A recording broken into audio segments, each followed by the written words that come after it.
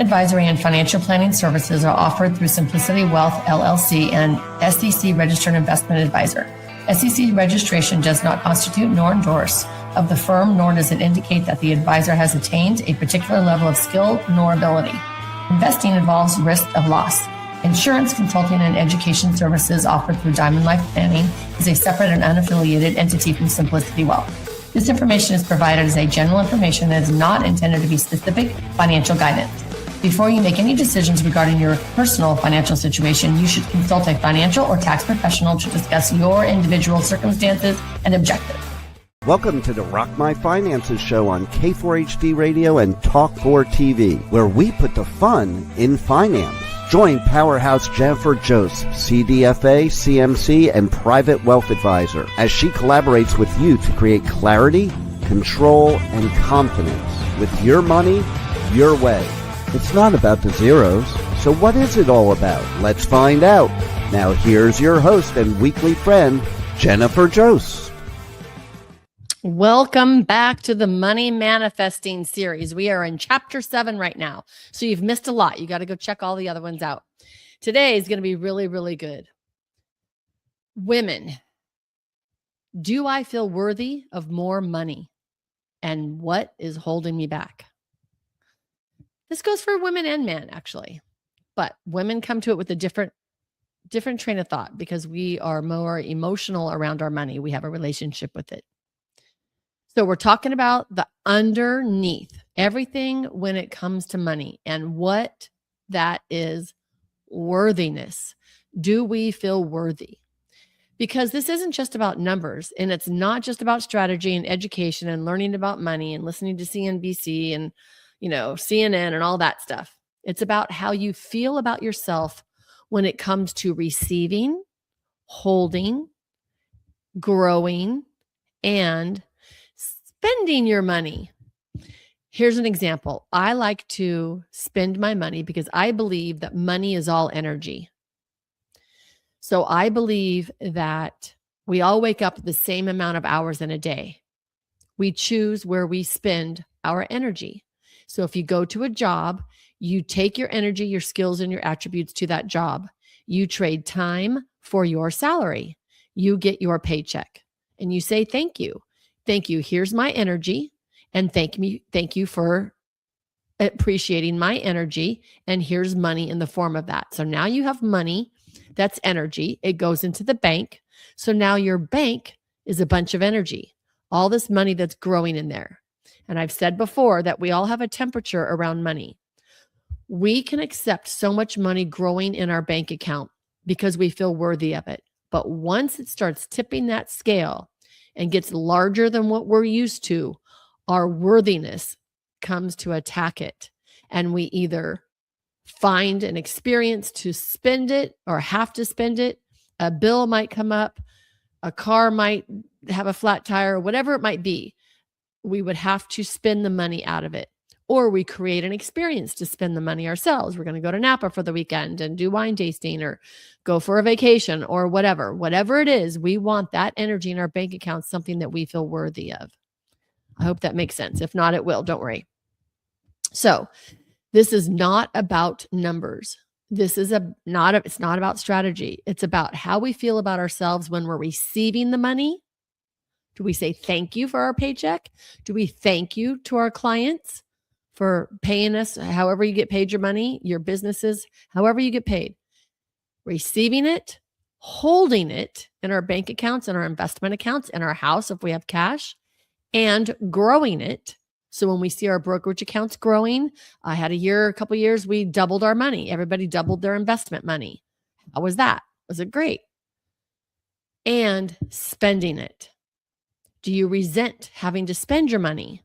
Do you try to hang on to it so tight you never want it to leave? You never want it to go anywhere? Is that a belief you have? Does that equal security? And when you go to spend it, you have less security. So for a lot of women, this runs very, very, very deep. Not because you did anything wrong, but because what you were taught directly or indirectly growing up. So let's think about this for a minute. What did you see around money as a child? Was money talked about openly? Was it stressful? Was it quiet? Was it avoided? Did you see a adult paying the bills on a monthly basis? Did you see them stressed out paying the bills? You could have even saw fighting, arguments over money, over spending too much. You could have seen abuse, for sure. Financial abuse, physical abuse, emotional abuse. You could have seen lies. Maybe one parent doesn't want the other parent to know what they're spending their money on. So then they're teaching you how to keep secrets and teaching you that it's not honest. Money brings out liars, basically, right? Did you hear things like, we can't afford that? Money doesn't grow on trees. Be careful. Don't ask for too much. Did you get bought your affection by money? I had grew up in an alcoholic home, which I've said many times, and only a couple times. It wasn't a regular pattern, but I can count 2 times that my mom was so angry at my dad, she would take me out and go shopping. And I remember a sweater that I bought one time because my mom's frugal like me. I love that F word. I'm very frugal. And it was an extravagant sweater. It was very extravagant. I would have never spent that money on it. And then another time I got a jacket that was very extravagant that we would have never spent that. She would have never spent that money on that time. Now, we used to shop at Mervyn's. Remember Mervyn's back in the day? Mervyn's, Grant's. I can't remember. Anyways, I was raised in California. So that's where we shopped. There was no Nordstrom's, Macy's, Saks. There was none of that. So I grew up frugal and knowing that. And so I knew that there was something going on with that money during that time, that she would be spending something so crazy, right? So it's not about the money. It's about the feeling behind the money. And maybe it wasn't even about money. Maybe it's about being nice. Did you hear that? I mean, I was raised, I had a best friend that was in the church, and it was a Baptist church. It was fun. I really enjoyed going there. We went to missionettes on Wednesdays. We went to youth group on Fridays. We went to church on Sundays, and then we went for lunch, and then we went back to church on Sunday nights. So I enjoyed it. It was fun, but it did teach girls to be quiet and nice. That was my lesson that I got out of church. And if not, Jesus was not going to love me. I wasn't going to be good enough. And I never did feel good enough going to church. I have to say, that's just an aha that I just had and shared with you. There you go. Thanks for the therapy. Okay. Don't be too much. Don't be too loud. Don't be too greedy. Don't want to buy expensive things. Don't try to outshine other people. Don't be boisterous and ostentatious, right? It could be so many different things, like calm down, relax, that kind of thing. And what happens over time is those messages start to shape how you see yourself. And we've all done this. I'm a parent as well, and I know that I've done this so much, still doing it. Thank God my daughter speaks up to me now, but you don't know. We really don't know. We don't get a handbook, right? And so we don't know what we're doing. And our parents didn't know either. So this is not about blame or judgment. It's just about noticing so we can change it. We might not even realize it, but they do become beliefs about what's safe, what's allowed, and what you deserve. So if we don't feel nice enough, like I just had that aha about church, I never felt good enough to be in that church. So that is the beginning of not feeling good enough, right? And then being very different, that my parents were always out partying and drinking. And, a lot of my other friends' parents didn't.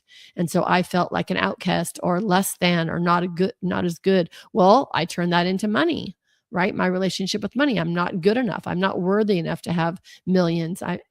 All of that all boils down to that. So beliefs about what's safe, what's allowed, and what you deserve. So now fast forward to today. You're smart. You're capable. You're hardworking. You got a great job. You love your boss. You work your butt off. You might have a degree.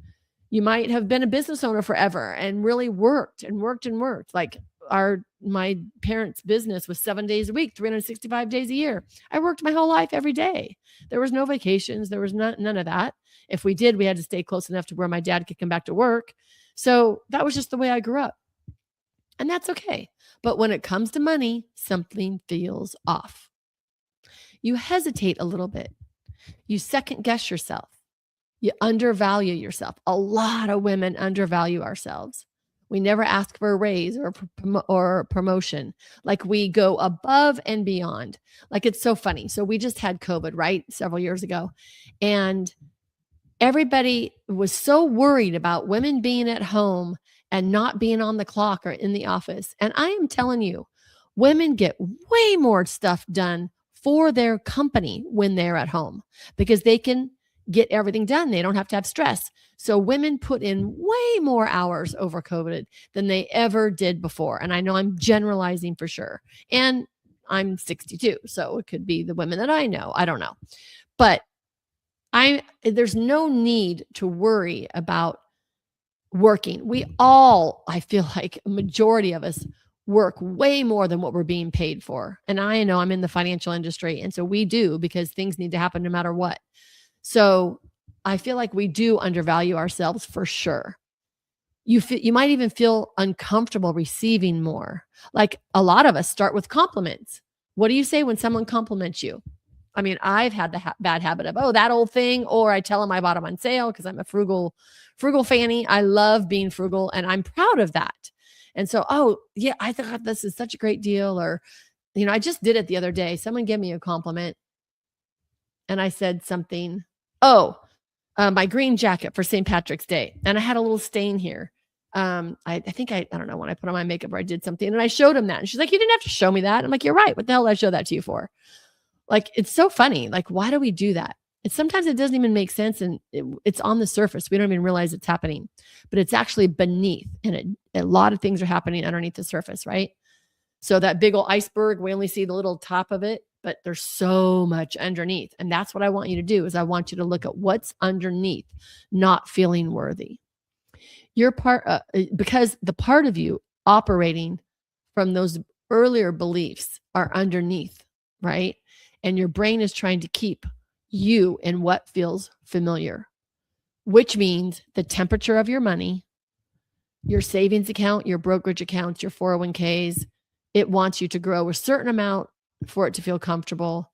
The income coming in monthly, it wants you to have a certain amount that's been used to and that it can be acceptable. It wants you to be in that familiar place, even though it is a limitation. So we have to blow that out of the water. So the question isn't just, how do I make more money? The question is, do I feel safe and worthy of receiving more money? Dun, dun, dun. Yep. Do I feel safe and worthy of receiving more money? Because the answer is no, even a little bit, if your behavior will reflect that. So you might hold yourself back, stay smaller than you are, avoid for asking for more, avoid, or even feel uncomfortable when things start expanding. I know I did. I started making more money and it was weird. It was weird. I was making six figures and then I went up to like over 200,000 and then I went a little bit higher and I'm like, oh my gosh, that's when it started feeling really weird because it was now all my bills are paid. All my savings accounts are saved and I'm putting, all my money away. And then it was even more on top of that. So for me, it was excess money. And when it was excess money, it was like, wow, okay, something's happening here. And that's when I started to get my own coach and get my stuff together so that I could get rid of my limiting beliefs. This is not because you can't do it. It's because it doesn't fully feel like you yet. You can absolutely step into that person that's going to accept all that money. And that's what we're here for. We want to do that. This is really important. Worthiness is not something that you prove. It's something that you allow. Okay? And it doesn't happen overnight. You build it the same way we've been talking about this entire series, step by step, through our thoughts, through our emotions, through our identity. So this is where you bring in all your tools again. So when you notice that hesitation, that doubt creeping in, the feeling of, I don't know if I can do this, any hesitation whatsoever, don't just push through it. I want you to pause. I want you to do the diamond reset. We want to stop, breathe, feel that hesitation, Then we shift it one level up the emotional scale, sorry. We need to know what's going on so that we can clear that old pattern, that old belief. And when you begin to shift your thinking gently, not forcing it, you're not going to pretend you're confident or a badass. You want to build it slowly. And it could be fast, it could be overnight, but I want you to just feel it. Wouldn't it be nice if, right? That's what we start doing it. Wouldn't it be nice if? Then I'm starting to feel, and then I'm becoming someone who, and it is nice that I am. All right. So the first one, wouldn't it be nice if I trusted myself with more money?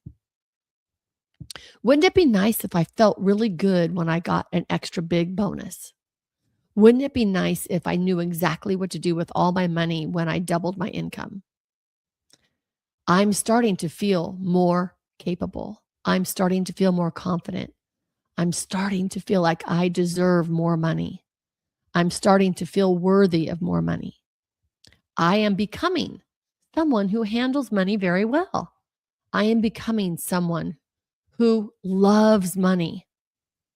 I am becoming someone who knows about money. I am becoming someone who feels really good about having lots of money. I am becoming someone who likes money in the excess. It is nice that I am growing into a confident woman. It is nice that I'm growing into a woman of wealth.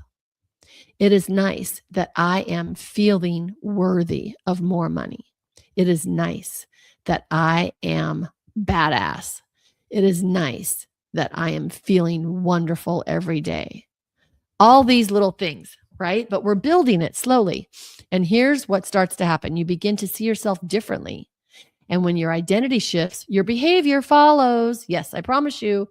You speak up more. You might talk at parties more. You actually might go to parties more.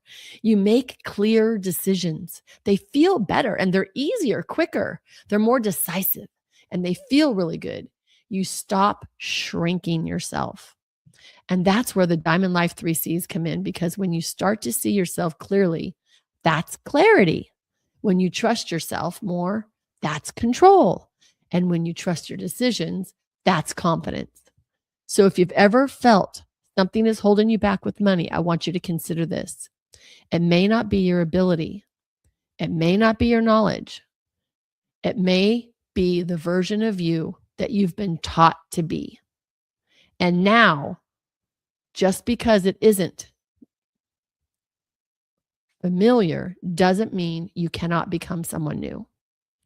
It's about allowing yourself to become who you already are without the limits and that you've learned along the way. So we just want to release the limits. And this is where everything begins to change. Are you ready for a short exercise? All right, here we go. Keep this calm, simple, and not overwhelming. Just a quick exercise that you can do. Bring out your money journal. You can do it right now. You can do it later. It's not complicated, just awareness. Take a piece of paper, open your notes, write this at the top. What do I believe about myself when it comes to money? What do I believe about myself when it comes to money? You might write, I'm not good with money. I always feel behind. You might write, I have to work really hard for money. I don't know if I can handle more money. I don't know how to make more money. Money scares me. I'm not good with money. I always lose money. I never have enough money. All of those things, right? Notice what comes up. Then you want to ask yourself the second question. Along each sentence that comes up, I want you to spend a little bit of time with this. This is groundbreaking. This is what I do in my coaching. Want to ask yourself, where did I learn this? Who did I learn this from? So then we're going to go back to the first statement on your page. I'm not good with money. Where did I learn this? Well, my dad always yelled at my mom about the bills. So I learned it from my mom. You might be great with money. but you're taking on that persona. Since your mom's not good with money, you're not good with money. Where did I learn this? I could have learned it because I charged up credit cards in college. And then I paid off my debt and moved on, so that you might have had that stigma in your head from here on out that you're not good with money. You might be a spender. A lot of people are emotional spenders. They want to find some type of joy in their life, and so they'll go spend money. And that brings them a very short-lived joy, just like eaters, overeaters, right? Or bad eaters, I should say, right? Anything that makes us feel good. The only reason why we want it, no matter what it is to make us feel better. That's it. Money, food, sex, gambling, travel, a partner. We just think we're going to feel better when we have it. So that's why we want it. So we want to know where we learned this. Was it something you heard growing up? Was it something you actually experienced? Was it something you picked up from watching others? And the most important part, ask yourself, is this actually true now? Or is this something I've been carrying? Because most of the time, it's something that you've been carrying, not something that you choose today as this adult badass woman. And if you didn't consciously choose it, you can start to shift it and release it and let it go.